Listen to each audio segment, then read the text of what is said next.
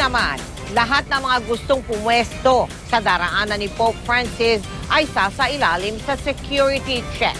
May mga nangalatag na rin pong checkpoint para sa mga sasakyan. Mula sa Tacloban, nakatutok live, si Chino Gaston. Chino.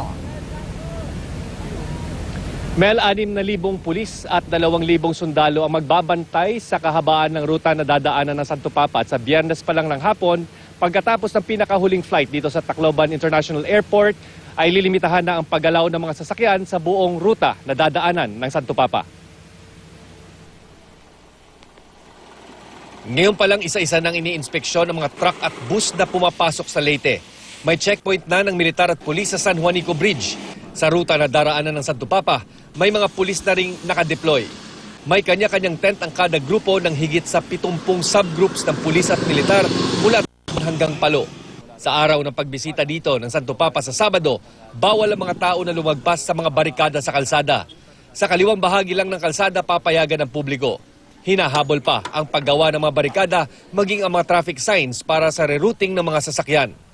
Maintindihan nila yung gawain na ito na hindi lamang ang seguridad ng Santo Papa yung kailangan nating mapangalagaan din po. At seguridad din ng mga tao na dadalo at yung general public. Walang baril ang mga pulis at sundalo sa tabing daan. Pero may mga special response teams na armado at pepwesto di kalayuan sa ruta ng parada. Meron ding mga crowd control units na naka-standby sa ilang piling lugar. Katuwang ng mga sundalo at pulis ang mga volunteer at mga opisyal ng kada barangay.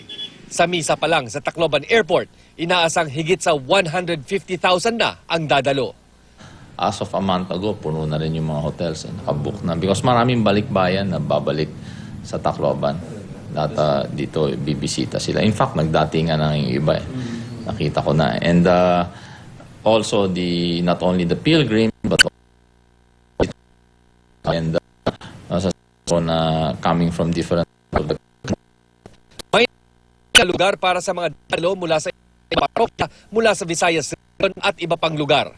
Sa Biyernes naman, dadalhin na ang pilgrim sa holding area na naka-assign sa kanila. Pumapayagan makapwesto sa tabing kalsada security check.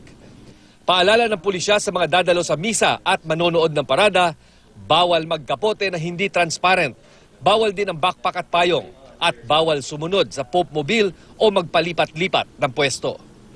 Yes, sa last flight ng 16, after that, they will close the airport for vehicular traffic. But it will still be open for foot traffic. And then several hours, about for 4 hours before the Pope arrives, then they will clear foot traffic sa main roads, sa main thoroughfares.